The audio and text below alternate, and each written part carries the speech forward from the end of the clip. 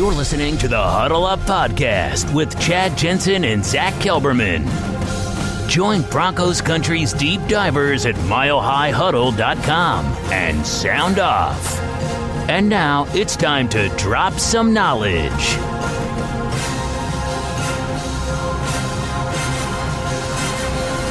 Welcome in, everybody, to the Huddle Up Podcast, presented, as always, by Mile High Huddle and 24/7 Sports, powered by Overtime Media. I'm your host, Chad Jensen. With me, as always, is my partner in crime. You know him and love him, is your Denver Broncos reporter for 24/7 Sports. He is Zach Kelberman. Zach, it sounds like, in a weird way, fans can kind of be grateful, I guess, that Emmanuel Sanders suffered an Achilles injury, because had he not, according to him, he probably would have held out, similar to Chris Harris Jr., for more money on his 2019 contract.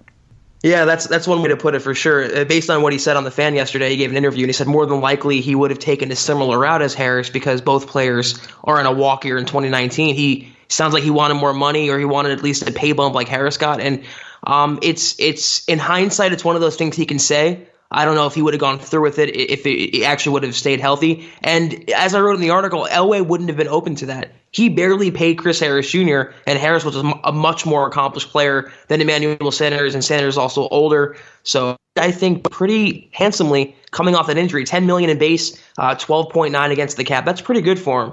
So it's interesting to find out what would have happened. I don't think he would have gotten anywhere, though. I mean, especially for his age. I don't know what more he can really expect in the NFL.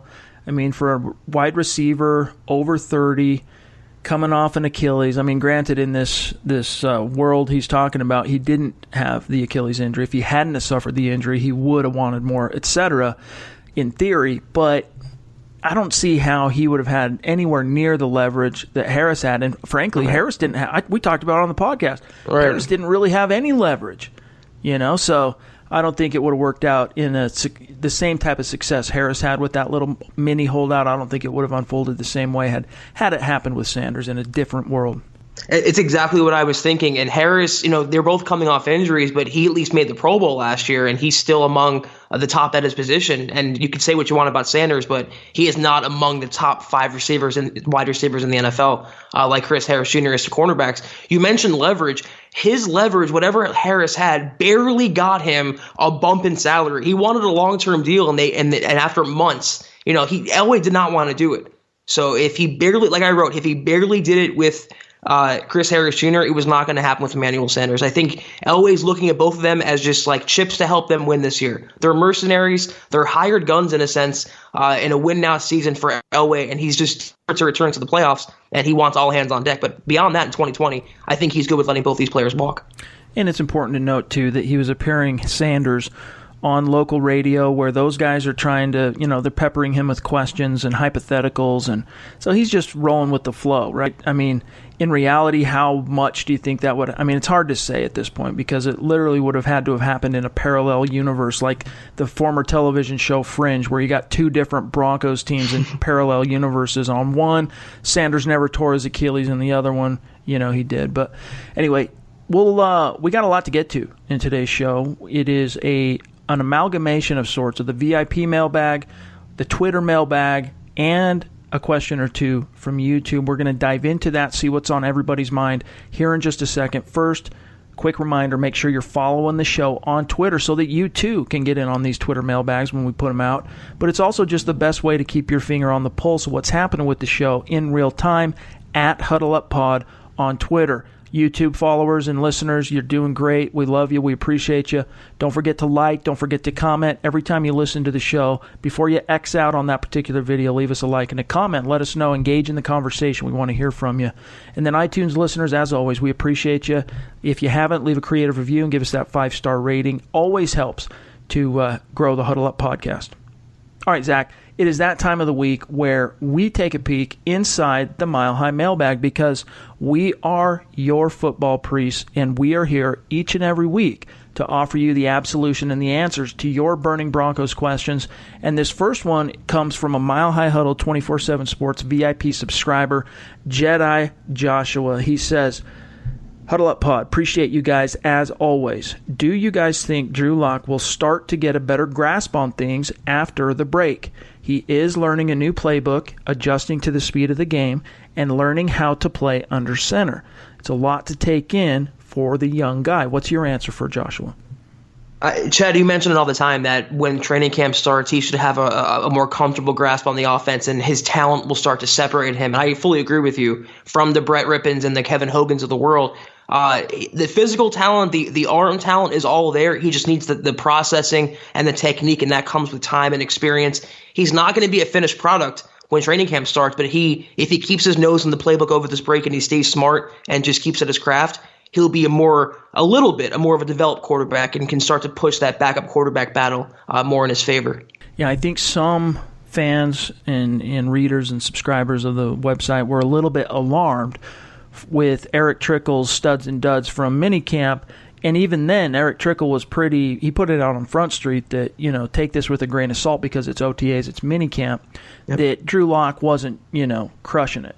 And the thing that fans have to remember is for a guy that, even though he played in a more pro-style system in his senior year there at Missouri under Derek Dooley, his brain is still trying to catch up to the level that his arm's at right now. He's been swimming in all the newness in the learning curve of, as Joshua said, playing under center, the new playbook, calling out plays from the huddle, all the little nuances of what he's having to learn now as a pro.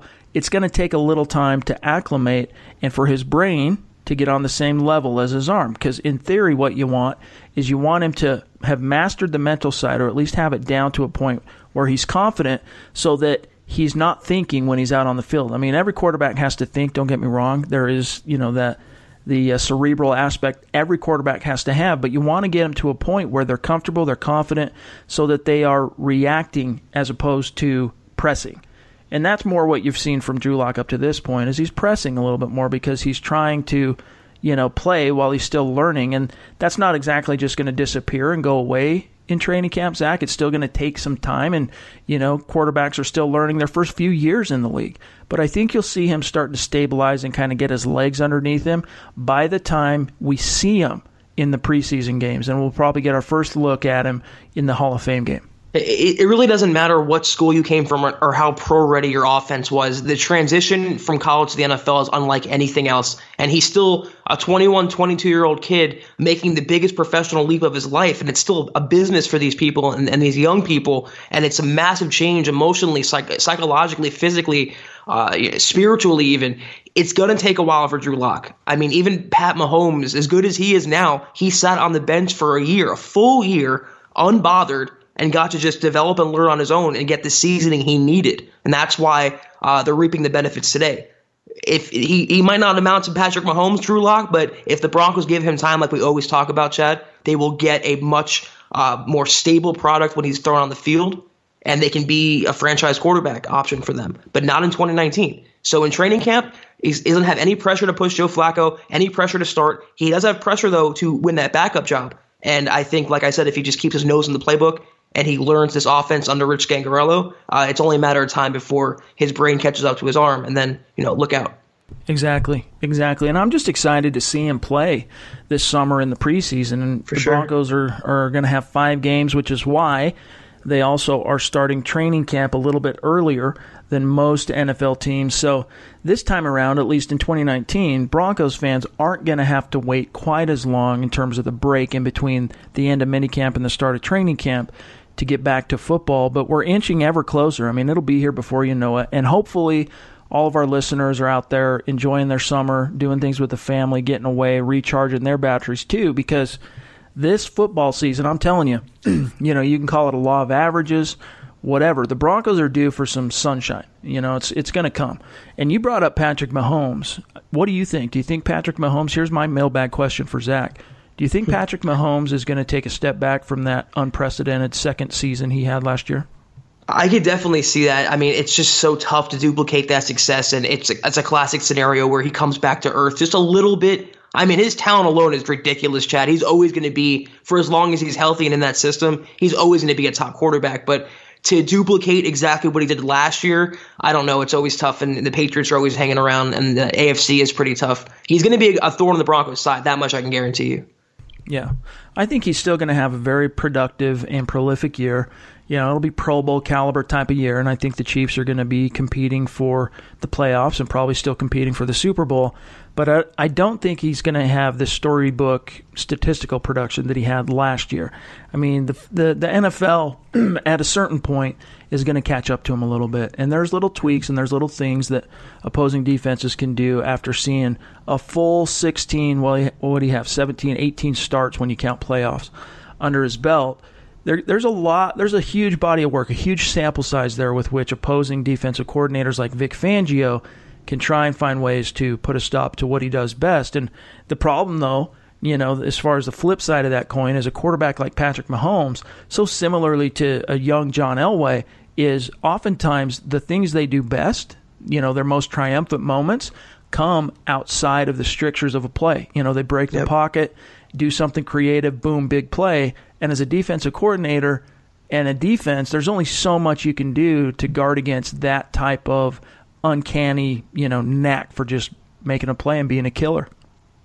I was going to say, when you were, listing that point, what gives me pause about putting a cap on Patrick Mahomes is he's literally redefining the position. I mean, no-look passes, that's revolutionary. And as long as he does stuff like that, his potential and his ceiling is truly limitless. I mean, the guy is just incredible. He's a great prospect. But getting back to the Broncos, I want to echo your point for a second.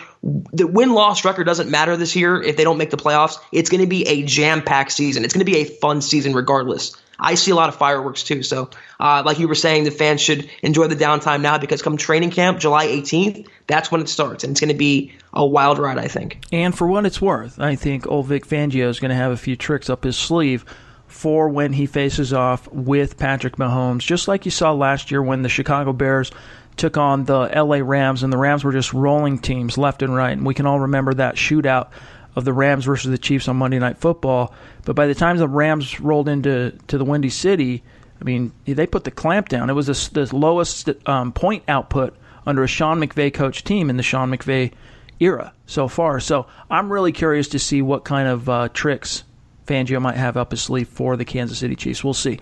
We still have a few more questions to get to, including a couple off of Twitter, YouTube. We're going to dive into those here in just a second. First, we got to take a really quick break, though. We'll be right back.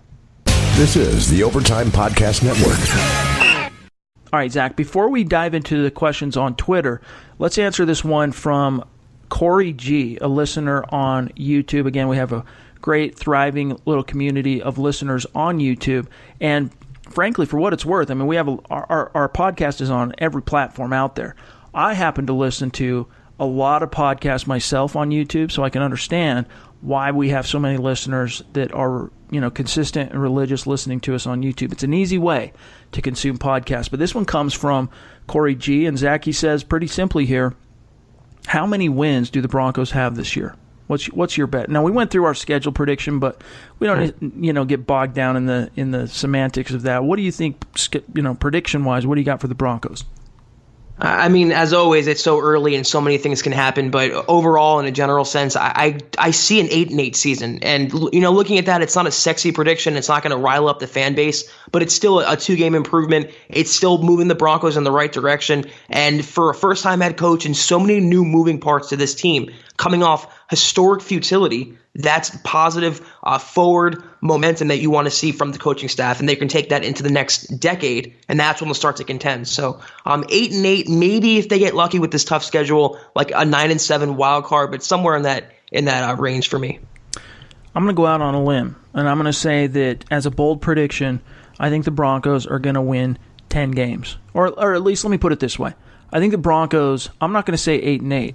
And no offense, I just think 8-8, it's just too middle of the road. And even though, like you said, 6-10, it would be a 2-game improvement, which is not insignificant. I mean, that would be a step forward.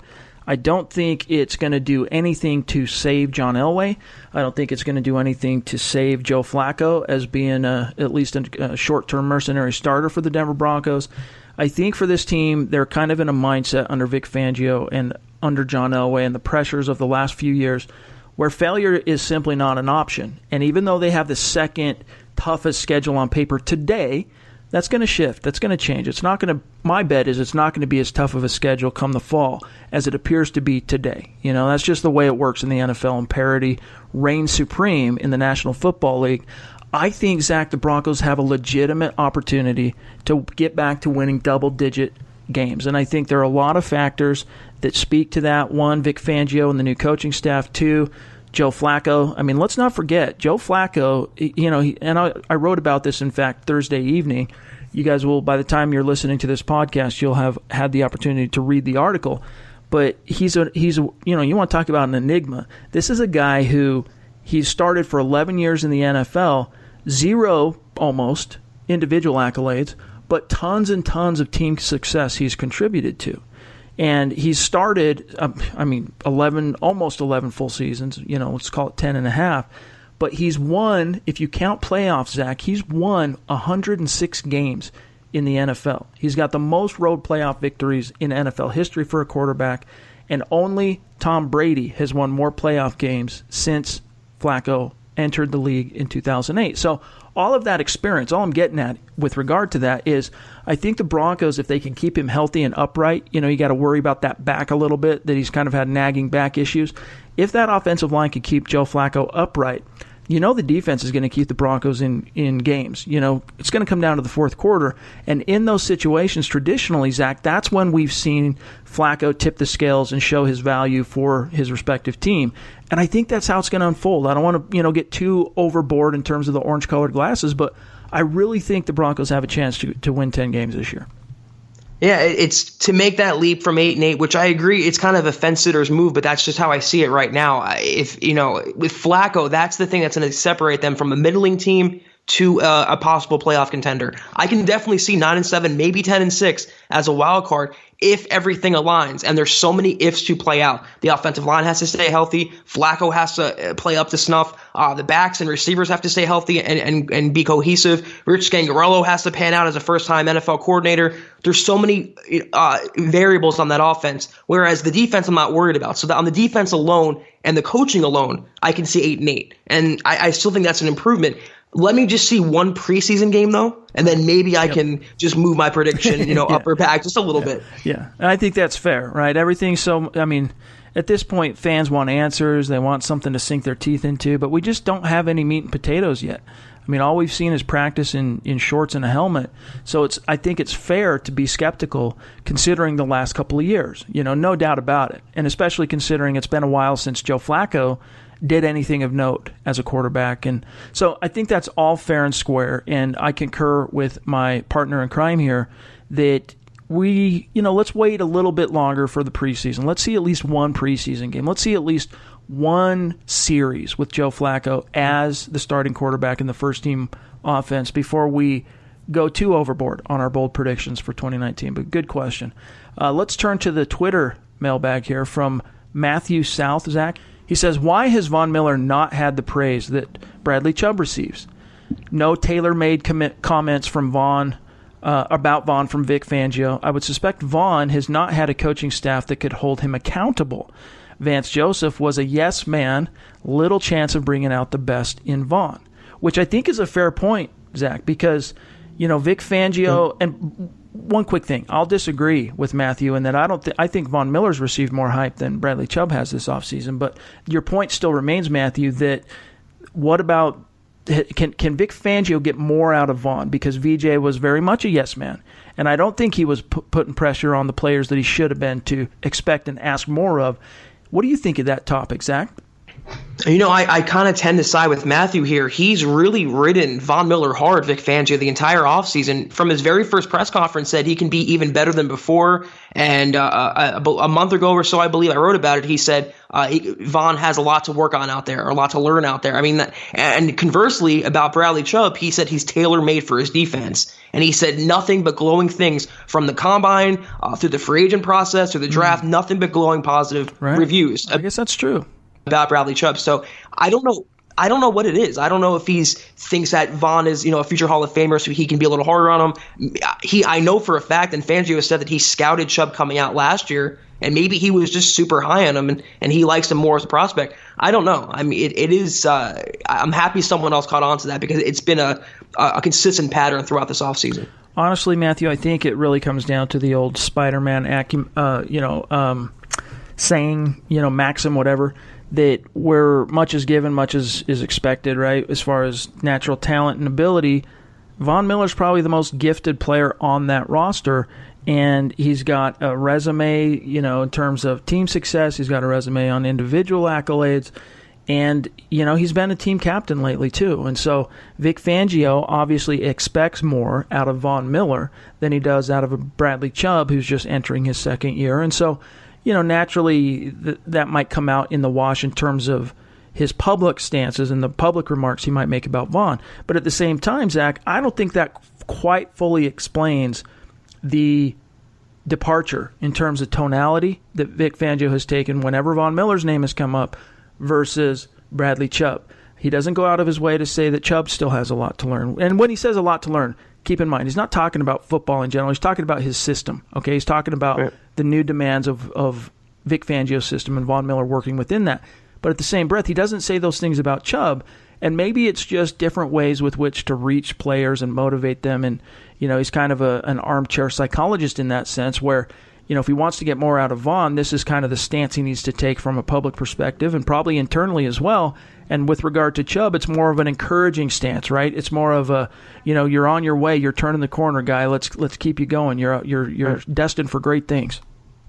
I also see it as, it's assumed that Chubb has a lot to learn. He's a second-year guy, whereas Von is a veteran entering his 30s now. And at first, in that first press conference, I took what Fangio said about Miller as a slight against the former coaching staff. They weren't using him up to his potential. But, more and more, he's kind of taking these little digs at him. And maybe he saw something on tape. Maybe he thinks Von is resting on his laurels too much out there and not playing to his potential. And that's how I read it. I think he sees Von as this 20-sack Aaron Donald guy every single year, and 14.5 sacks is just not good enough for someone like Von Miller. So hopefully that's the encouraging part about it. And Von, for his part, he's accepted it and embraced it. And it's only going to make him better.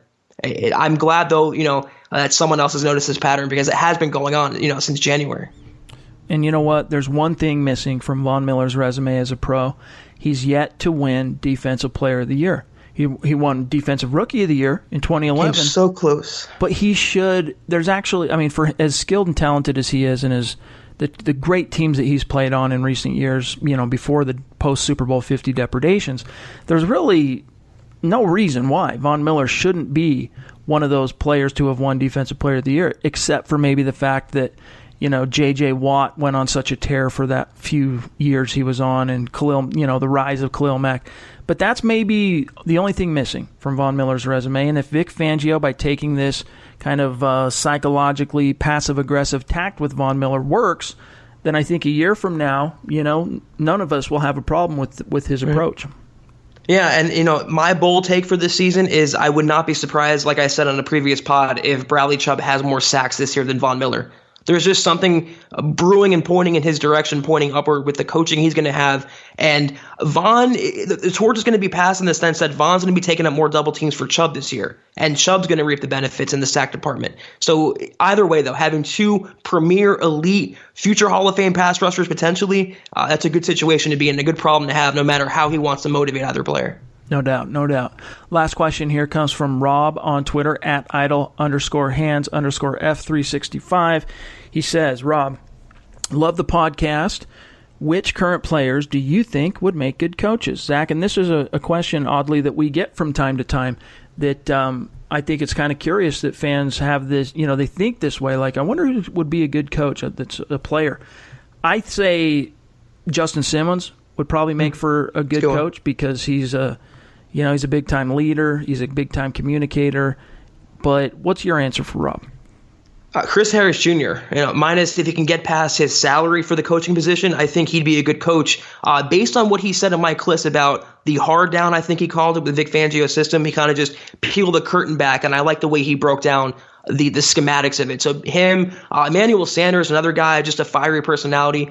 Derek Wolfe, he's a kind of a student of the game. The Broncos have a lot of good, hard workers on their team, and it's a good question to have. I mean, obviously, Peyton Manning a couple years ago, or Trevor Siemian even would have been a correct answer, but they have on offense and defense, I do like Sanders and Harris as potential coaches. One player who might have to turn to coaching sooner rather than later if he wants to stay in the NFL is Kevin Hogan, because he's a guy that's we've talked about it lately, that he's not long for the Broncos world anyway, and I have a hard time seeing any team out there being too out over their skis in terms of trying to get him on the roster. Too much is made, and there's another thing I wrote about in that article Thursday night. I get kind of tired of the trope that, at least Kevin Hogan has starting experience. One game, you guys. He started one game in the NFL, which he lost, and his career touchdown to interception ratio is 4-7. He doesn't even have a 60% completion percentage as a pro. Now, granted, most of his stats, if not all of it, off the top of my head, came on two really bad Cleveland Browns teams, before the changes there that took place and in the renaissance, so to speak, under Baker Mayfield and the new coaching staff. So in some sense, you got to take that with a grain of salt, or at least within the context of how bad the Browns were. But let's stop pretending that somehow Kevin Hogan is some, viable fail-safe in case something happens to Flacco. He's not. He's got the only thing he has in terms of an upper hand on Drew Lock or Brett Rypien is one single game that he started for the Browns back in 2017. I don't want to sound too cliche right now, but there's a reason why he was on the scrap heap when he was last year. I mean, he couldn't beat out Colt McCoy, and now he's going to be the Broncos' backup quarterback behind a second-round pick and a priority free agent in Brett Rypien. I don't think so. That one game, he can rest on that for now, but when the Bulls start flying in the preseason and Locke gets more confident, it's no contest. I mean, I expect his release to come, in 2 months or so. Well, hey, you guys, that's going to do it for today's episode of the Huddle Up Podcast. Sorry we got to keep it short, but we're never going to do you guys dirty. If we don't have anything, good to talk about, interesting to create conversation, we're not just going to drone on for the sake of creating content. We want to keep it interesting. We want it to be lively and mean something for you, our listeners. And so that's kind of where we're at. It's the dead time of the off season, and so long as we have things to talk about, you're going to get a daily podcast from us. But there might be days where there's just nothing going on, and we don't want to steer you wrong. We don't want to get on and just drone. Hopefully that doesn't happen. Hopefully we'll be able to have things to talk about here over the next 4.5, 5 weeks. But just in case, keep that as a feather in your cap. But in the meantime, Building the Broncos will be back with another episode for you tomorrow on Saturday. And then Zach and I will at least be back for sure, obviously, on Monday with a fresh episode of the Huddle Up Podcast. Make sure you're following the show on Twitter at Huddle Up Pod. You can find my partner, Zach Kelberman, on Twitter at Kelberman247, myself at Chad N. Jensen. Make sure you're staying up to date as well, you guys, with everything we're producing on the written side, on the website, milehighhuddle.com. We're doing a deep dive series right now. Zach's doing a great job covering every nook and cranny as it relates to anything newsworthy of the Denver Broncos. But we're also doing a full long-form deep dive series previewing each position group and the roster battles that are going to ensue for training camp, and you're not going to want to miss that. Nick Kendall published an article, a deep dive on the edge rusher position for VIPs. I published one Thursday evening on the quarterbacks that's free for everyone to read, so go check that out. So there's going to be content coming one way or another, whether it's the podcast, whether it's written form, videos. We're going to be mowing through this offseason and trying to keep you guys edified and educated and ready to rock for training camp. So check out all that stuff. But have a good weekend above all else. For Zach Kelberman, I'm Chad Jensen. We'll talk to you guys on Monday. You've been listening to the Huddle Up Podcast. Join Broncos Country's deep divers at milehighhuddle.com to keep the conversation going.